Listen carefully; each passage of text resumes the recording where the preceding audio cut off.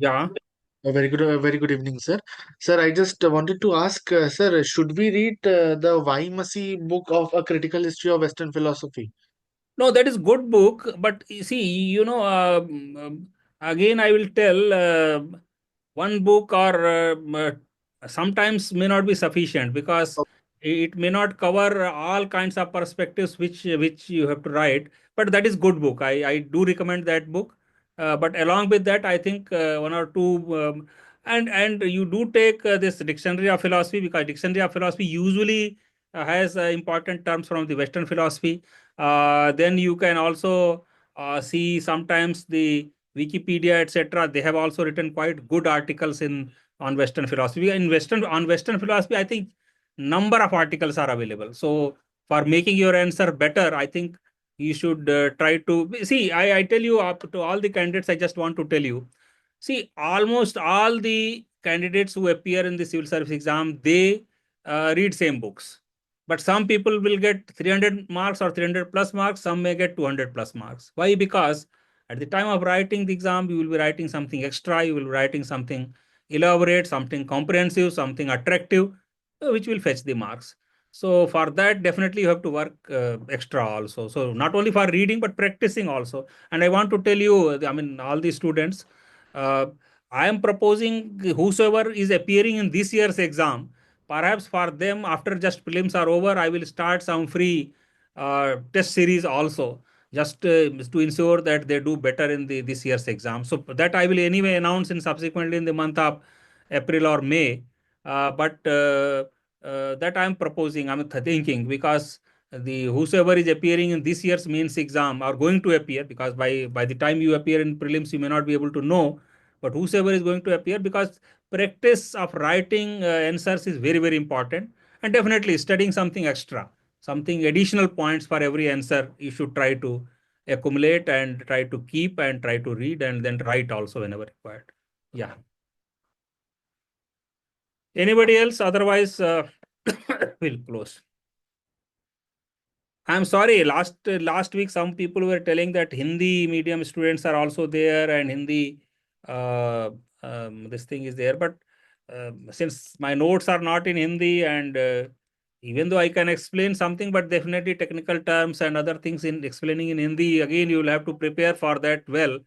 So I mean that is my this thing. But if you can understand in English and try to write in Hindi, perhaps Hindi medium candidates can participate. Otherwise, it's difficult for me to prepare the notes etc. in Hindi and then explain. Yeah. Anybody else? Otherwise, we'll close now. ठीक है फिर हम then we'll meet next week. This is the question of the week 2. I hope it's useful to the students who have participated. So thank you everybody, and now we'll close.